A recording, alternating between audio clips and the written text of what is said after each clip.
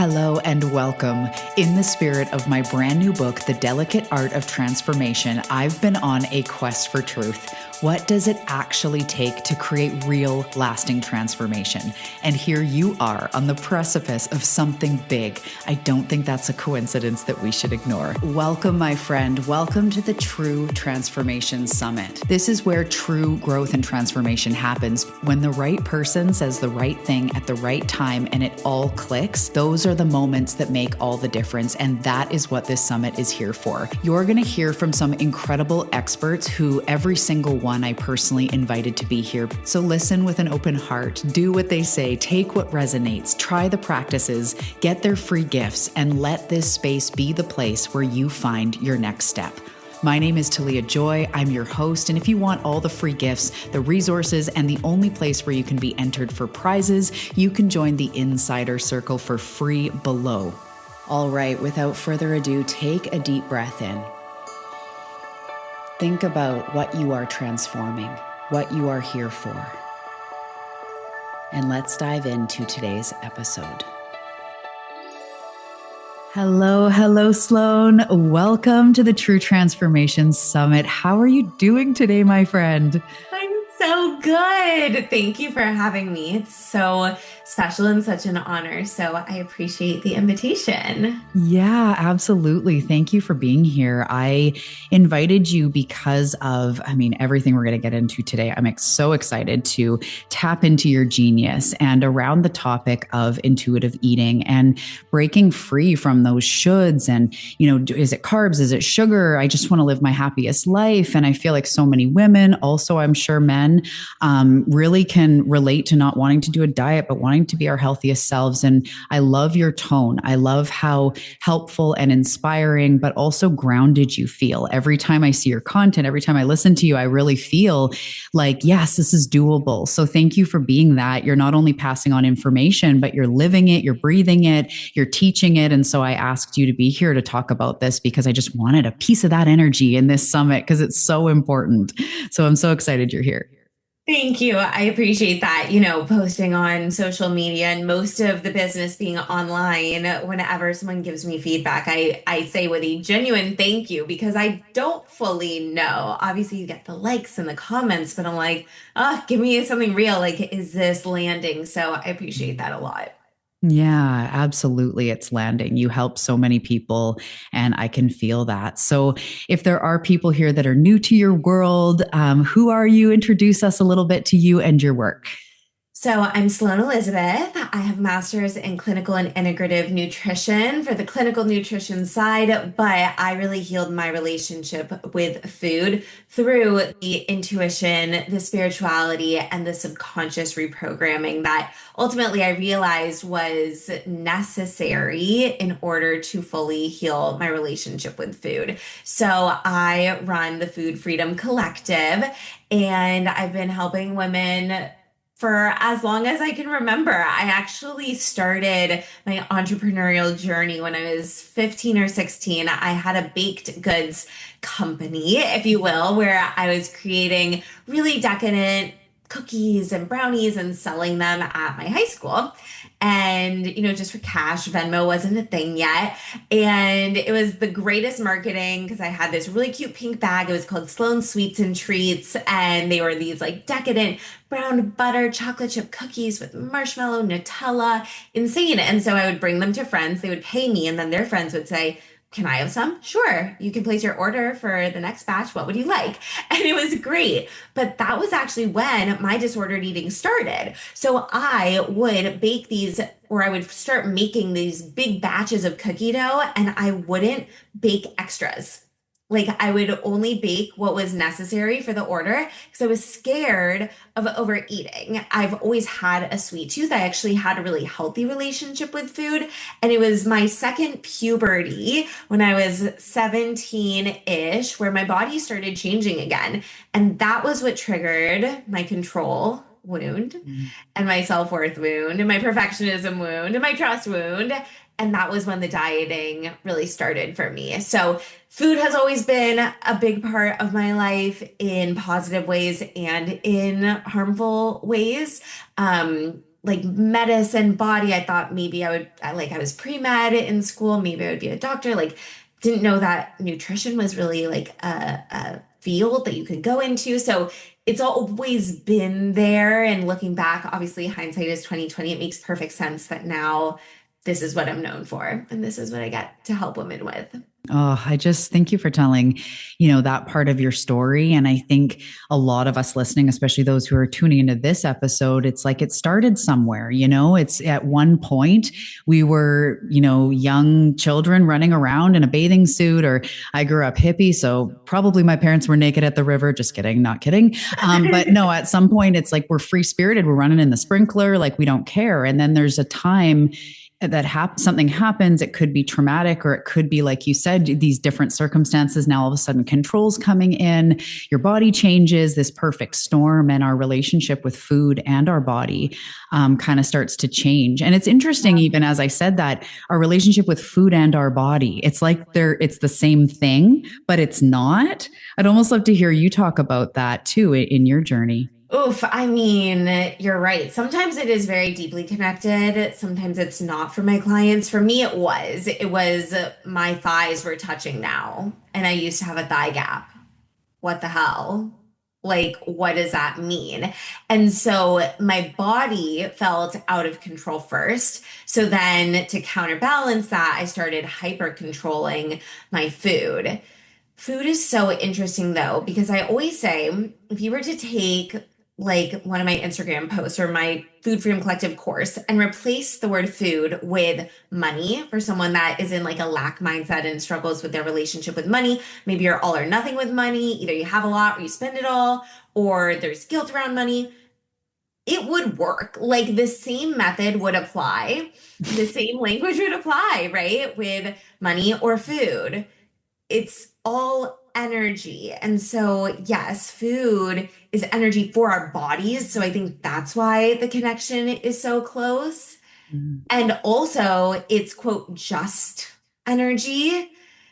It doesn't have to be this like contorted thing that we are like obsessive about, or counting the calories or the macros. Like it's just energy. So there's a million and one ways that we can look at it. But I would say for majority of people, that connection with the body is so closely tied to food because we can see and feel an impact.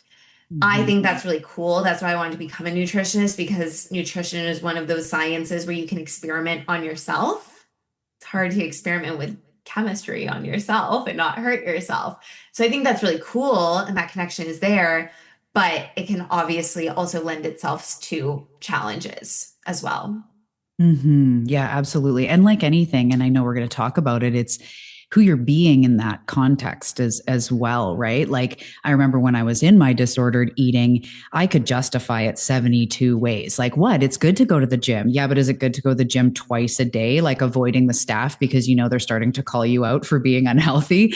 Well, Mm, no, but like more exercise is better. If someone's like, I go to the gym every day, we can, we can start to justify it. What? Cutting carbs is good. What? Being mindful of calories is good. But when it, like you said, with all the wounds, the salad of wounds that starts coming up, yeah. that was something I didn't recognize for a long time, that, my abandonment wound flipped into self-abandonment. So my Mhm. entire eating disorder was self-abandonment, like whatever I had to do to lose weight, punish, restrict, my stomach's gurgling, I've got a headache, I'm in pain, I don't care, because, it's like literally abandon the needs for something else to control it. So yeah, it's such a dynamic relationship. And I almost just want to I want to tap into the intuition piece, but I want to almost start with, if somebody is a bit newer to this concept before we dive into the intuition, and maybe they're in that place of like, I really want to be healthier. I don't want to do some counting carb diet, but how do I step into that place, make healthy changes from, love and wanting to better myself rather than control Yeah. or restriction?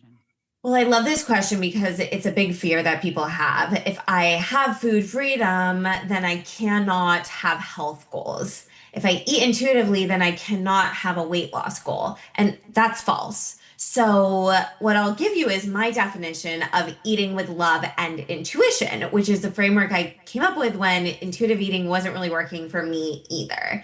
So, eating with love What does that mean? Well, we have our physical health, our mental health, and our soul health. Those are kind of the three that I break it down into.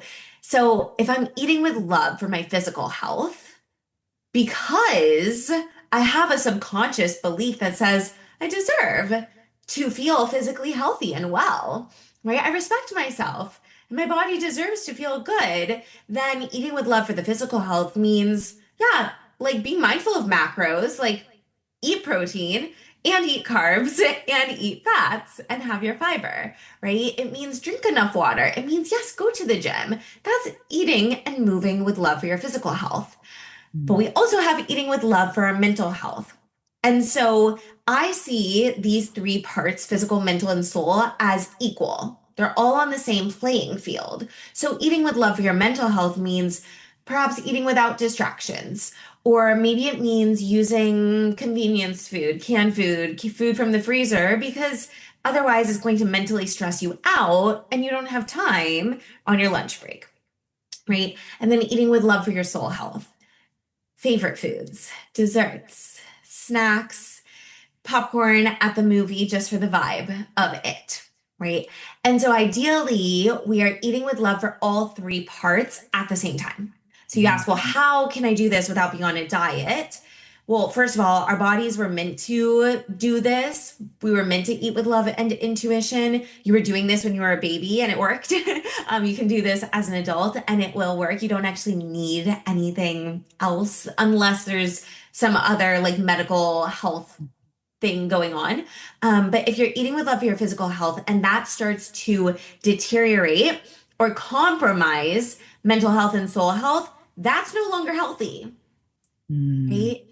We want to hit all three, but at least two of the three. So if I'm eating really, quote, healthy, but mentally I'm miserable and my soul is depleted and I'm not getting pleasure out of anything anymore, not healthy, right? Mm. So can I eat my protein and mentally like not be counting or tracking or stressed? So like mentally, I feel at peace.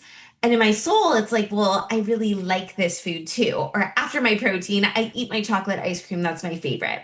Now, reverse. Let's say that you're eating soul foods, and this might be someone that experiences binge eating or overeating. And you're like, I got the soul health part right. I'm eating all my favorite foods, but it's, impacting my physical health, right? I'm ticking the box for soul, but I'm not really ticking the box for my physical. So then mentally, I feel guilty. I feel shame. I don't feel good. Okay, so let's have the ice cream to tick the box for the soul health. What would an amount be of that ice cream that wouldn't compromise your physical health? Maybe it's not adding a ton of nutrients. Okay, we can do that with your main meals, but at least it's not compromising your Mm. physical health. And that's why I say I eat dessert every day, pretty much, and it does not compromise my physical health, Mhm. right? So that's the framework to eat with love and intuition, to have the freedom, the mental peace, while still, yes, totally optimizing your physical health and whatever those health goals look like for you. Wow, that is so powerful and so valuable. And I love the way you put it all together because it reminds me of, what sustainable success is. Sustainable success is success that's not creating other problems as you go. So, yeah, you might feel like you're eating everything to get the most shredded abs in the shortest amount of time. But if you're miserable and you have to say no to everything and then it makes you angry, it's like that's not sustainable. That's not the Yep. vibe. So I love the way you break that down. And anyone who has listened to my podcast, the learning to love yourself piece, the leading with love piece, and how deeply that resonates into my own life and applying it to food. You just took it from someone hearing just eat in love and it's like, okay, but like what do I do right now when there's a cookie in front of me? And you're breaking it down in a way we can really look and assess and go, you know what, cookie is soul food. And I also just love how I can eat dessert and it's not going to compromise my overall health. And so that balance, that is true balance, it's so beautiful. And I love that it's so powerful. Thank you. It is so powerful. And I'll kind of take that nugget on balance and give you the way that I teach it to my clients, which is called the gray zone, which I think you'll really like. I always was striving for balance and realized that balance, if we actually think about it literally, is when two sides of the scale are either equal or in perfect proportions. That's what the dictionary says. But it's really hard to maintain balance, right? Like work-life balance as an entrepreneur, it's not 50-50, right? Or even perfect balance might be 80-20. Okay, but what happens whether it's 80-20 nutritious food and soul food or 80-20, work and life? What happens when you are not perfectly 80-20, right? When you're 81-19? Technically, that's not balanced anymore. So instead, we have the gray zone.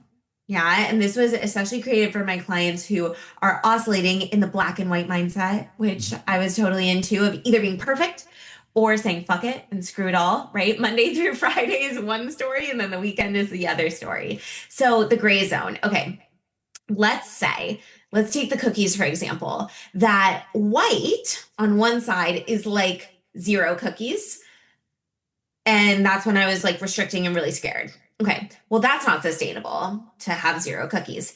And then let's say like three and a half, four cookies is like, I'm starting to feel sick, like that's overeating. Okay, so your gray zone then becomes half of a cookie to three and a half, right? So on a lighter day where you're like, I just want a taste of a cookie, like not that hungry, I'm not really in the mood for it, but like I want a little bite, half totally, totally cool, right? Zero would be like, well, I feel like I'm restricting. Okay. And then when the days when you're like, maybe I'm a little bit hungry still after dinner, or it's my favorite cookies, they're so good. Like three, I'm like, okay, I'm edging. I'm almost there, but like I'm at just like this darker side of my gray zone and I'm still good. That's your gray zone. Anywhere within that zone, you're good. You're golden, right? You can Mm. flow. But when we say, okay, well, the perfectly balanced dessert is one and a half cookies, what happens when I want two and it's genuinely fine? What happens when I'm in the mood only for like one or a half, right? And then I see people forcing themselves to eat more to prove that they have food freedom, Mm. right? Gray zone. You can apply this to literally everything in life. It works so well. Oh, I love that. And yes, that does definitely resonate with me. Also, in the essence of freedom. Freedom is like actually freedom. It's not like, okay, freedom plan, Monday, Wednesday, Friday, 1500 calories. No. Or one and a half cookies. No. Because what about when I just got my period and these are my favorite cookies and I haven't even had a cookie in a while and I just want it? Yeah. What about that? Or what about, like you say, you want less, you want more? I absolutely love that. And for those sort of type A's as well, it's like, okay, I'm still in a zone. Perfect. I'm still Yeah. doing a good job, right? Because sometimes we need a bit of guidance. And that's what I was going to ask you too. You said at one point already in here that intuitive eating wasn't working for you. And that is, why I just said we need a little bit of guidance sometimes. So for people who are hearing this and hearing you say intuitive eating in one breath, but then also typical intuitive eating doesn't tend to work, how do you differentiate that? What wasn't working and now does work when it comes to the intuition piece? Beautiful. So what wasn't working was that it was 10 principles. I'm type A. So I was like, okay, if I could tick off all 10 of the boxes, then I'll be eating intuitively. Wrong. No. What also didn't work for me is that it was only scratching the surface. So I basically went through my own little spiritual awakening, if you will, through Gabby Bernstein's books, which I love as like an introduction to spirituality. It was perfection. I love her so much. And so I read the book or I listened on audio to The Universe Has Your Back. And this was the first time that I could put language to my relationship with spirituality. Because I grew up Jewish and I feel very connected to Jewish culture, but I just never felt that religious or really connected to God in that way. But when I read this book and she was talking about universe and energy and law of attraction and manifesting and intuition and inner child and subconscious mind, my life changed and it all clicked and it all made sense. And so I made it my mission to bring this into food, right? So the reason why I say intuitive eating doesn't work is because people think it's about food when it's not. is about your subconscious mind.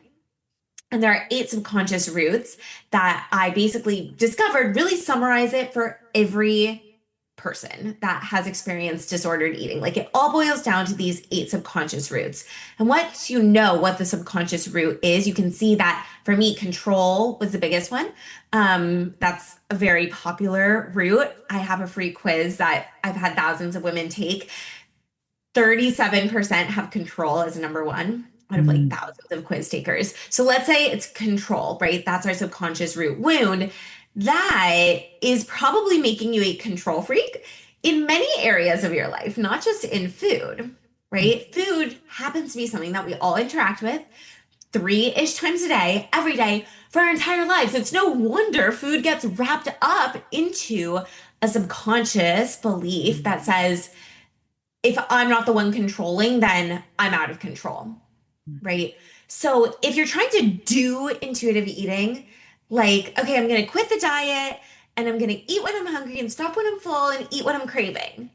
That's like 5% of what we need to do, right? You're too focused on the food still, and you've ignored the subconscious root belief that led you to start dieting in the first place, Mhm. which maybe was feeling out of control. But if you can heal your control wound, retrain your brain, reprogram your subconscious mind to feel truly trusting that everything is under control, why we don't even need to talk about diets. We don't really need to talk too much about hunger cues and fullness cues because you now became the embodiment of the version of you who feels under control. So, like, Mm. we don't need to talk about how to stop counting calories. Like, you don't need that anymore. Now, obviously, we do talk about that still because sometimes the patterns are just really deeply ingrained, but like the majority of my work is not talking about food. Mhm. And that's why intuitive eating doesn't work because you're just focusing on hunger cues and fullness cues and cravings Mhm. and thinking that's your intuition. But really, to get to your intuition, we need to clear the blocks, clear the subconscious blocks and wounds that are trying to run the show, the control, lack of trust, perfectionism, safety, fear, self worth, self sabotage, self love. Those are the eight subconscious root wounds. And when we do that, now we can finally activate your intuition, your third eye intuition. And Mhm. that's how we make food decisions with that level of intuition, which just nobody else is really teaching. Yeah. Oh my goodness. I love that so much. And I kind of forgot about the official intuitive eating. I forget her name now. As you were talking, I'm like, what's her name again? The book. Evelyn Tribble. Yes, there we go. And how intuitive eating, if you Google it or whatever, as an original framework when she came out with that, was these distinct steps. And even as you're going through them, I'm like, oh my God, I remember that so much. And you're right. It's a great baseline. It's a great way to break it into the mainstream, the same way as The Secret kind of broke the law of attraction into the mainstream. But it's so much deeper. And I just kind of want to point to the human design reflector in me can't help it, that you're talking about intuition and you're talking about love. You were offering that beautiful framework. And just for everyone, intuition, that is that same pathway. It's the loving, it's the spirit in us, it's the highest good of all, not just the what decision do I make to lose 10 pounds in time for the wedding. It's what decision do I make in the highest good of all, in my highest good. That is the frequency of love. So I love that so much because you're kind of taking it away from just intuitively eat, guys, into actually a bit more tangible, looking at it through that lens and these physical, emotional, spiritual. But that is the path of intuition. It's just so beautiful. So I just love that that's the way you're guiding everyone to that because it does just make so much more sense. Absolutely, 1,000%. And when my clients start to ask me, so how do I listen to my intuition then if it's not just cravings? It's like, all right, it's a little hard to explain in human English words because our intuition is not really human in English. It's not logic, right? It's the knowing, even though I don't know why. It's Mm. the soul, gut knowing, it's higher self, it's God, it's universe within each and every one of us.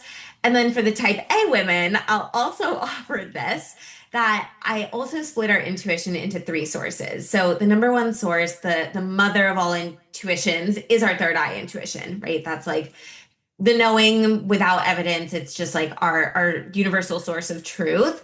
And then we have body intuition. Hunger, fullness, that's your body communicating. I would categorize that as a form of intuition. We would even use body intuition when you notice yourself crossing your arms in front of someone. You're like, that's your body actually protecting you from something. Or when you feel someone looking at you, right? Like you feel it on your skin, that's body intuition. And then we have mental intuition or logical intuition. And this is the wisdom and the knowledge that we learned, textbooks, science, nutrition, because sometimes it's hard to really access that third eye intuition, or it takes practice. And not all of those sources are always going to be online at the same time. Like, I'll always use the example, if you're sick, you have a cold, body intuition, maybe you don't really have an appetite. So body is saying, we don't need to eat. Mhm. Okay.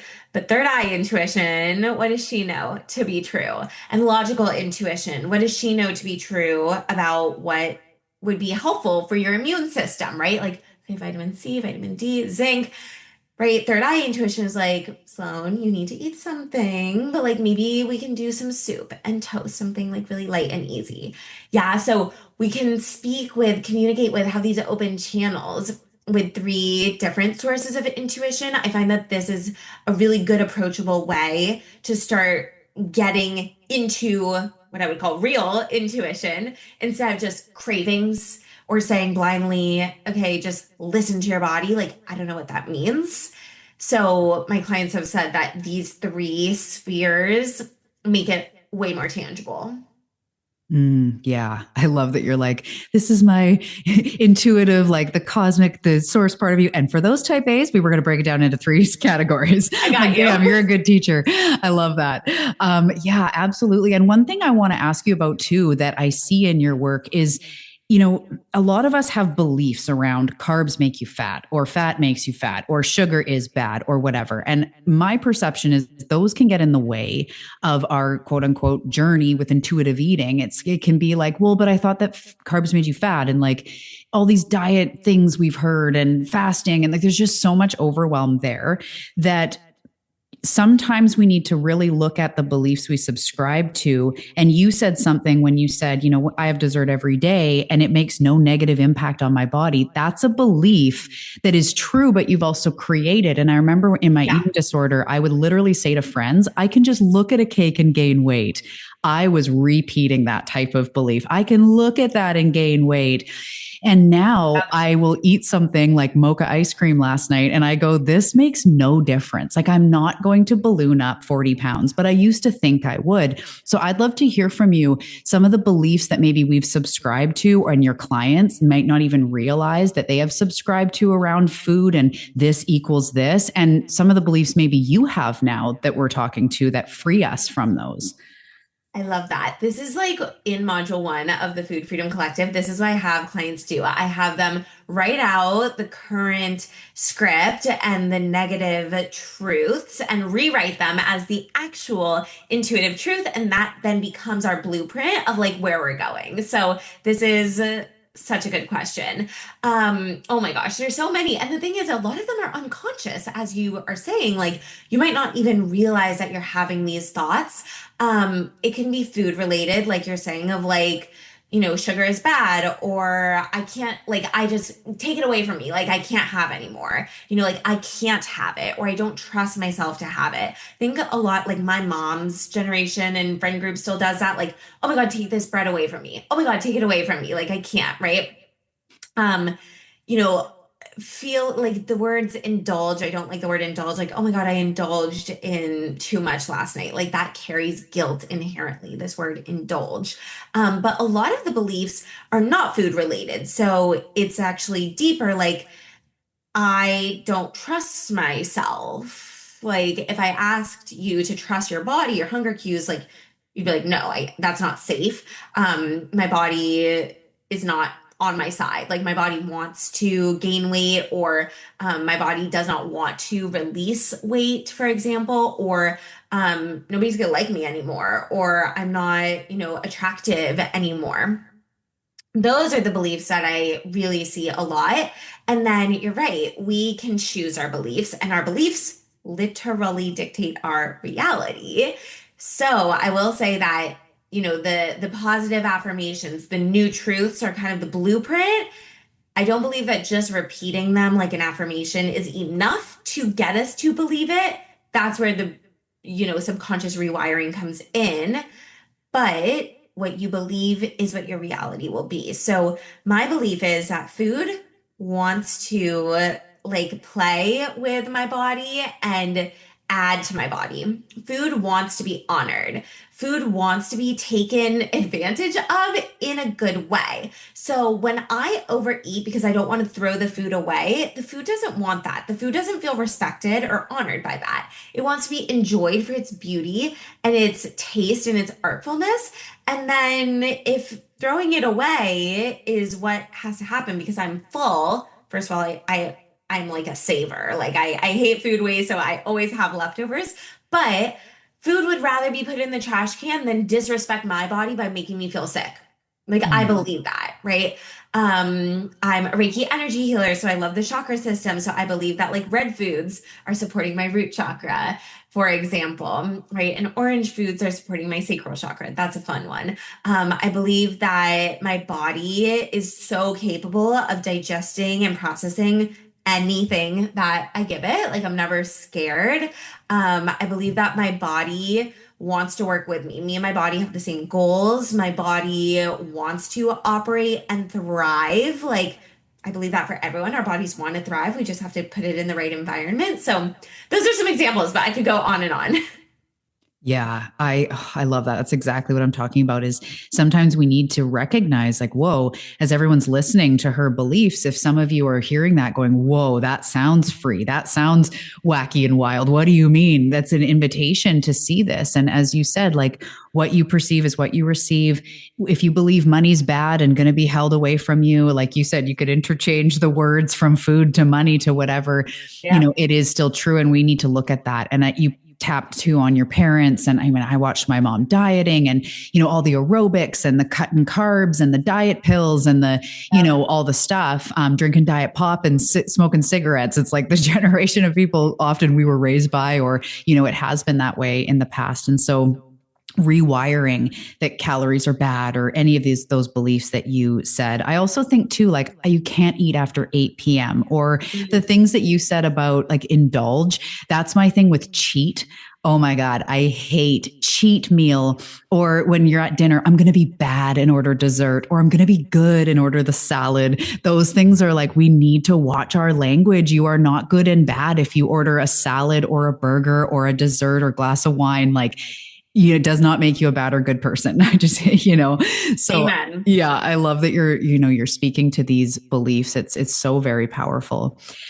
So as we wrap up, I would just love to hear if there's anything that you feel is unsaid or anything you want to circle back onto what makes the biggest true transformation when it comes to our relationship with food and health and our bodies.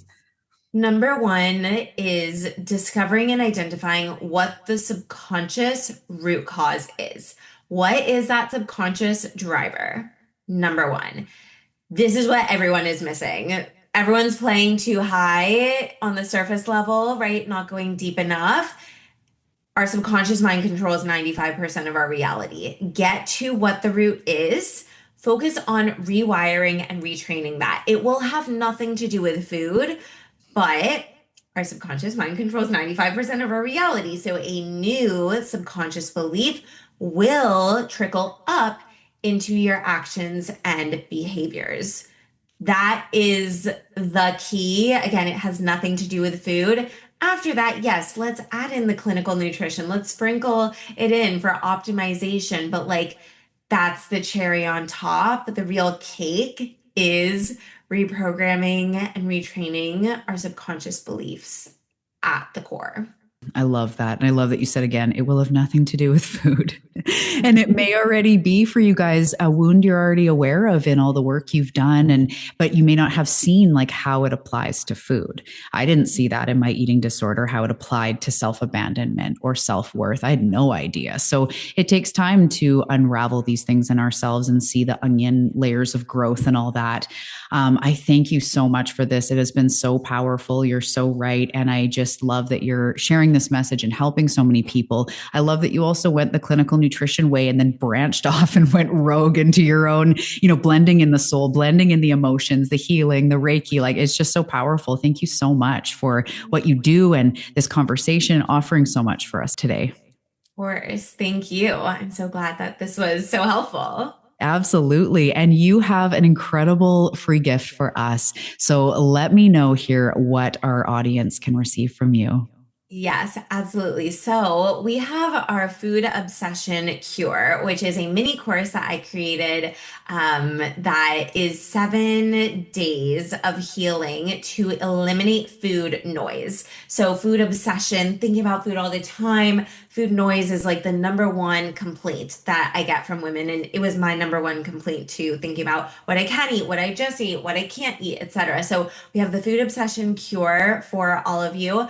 There will be a coupon code. Maybe we'll make it Talia so that everyone can just put your name in. You'll get it totally for free and get to experience the food obsession cure. So it's a full course. It's a mini course. So if those obsessive thoughts or the food noise is something that you experience, this should help a lot. Oh, thank you so much, you guys. I will put the link in the show notes. Sloane, thank you so much. That's so generous. I know so many people are going to run to grab that because there is that noise, as you said, and that can be the driver. It does. If we can't clear the noise, then how can we get deeper into the intuition, as you're saying? So thank you so much for that generous gift. And for anyone that wants to follow along on your journey, where do you hang out online? Where are some of the best places to find you and your work? Yeah, so Sloane Elizabeth, which is my name, that's my Instagram handle. That's where I mostly hang out. Tons of information on my website, which is sloane-elizabeth.com. And with those two places, you'll pretty much find everything that you need. Nice. Thank you. I will put all those links below. And thank you again for this incredible conversation. Of course. Thank you so much.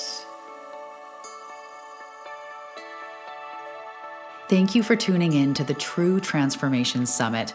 Make sure to take what this guest said, implement it into your life, check the show notes for their gift and to follow along on the journey, and make sure to tune in to the next guest episode. Namaste.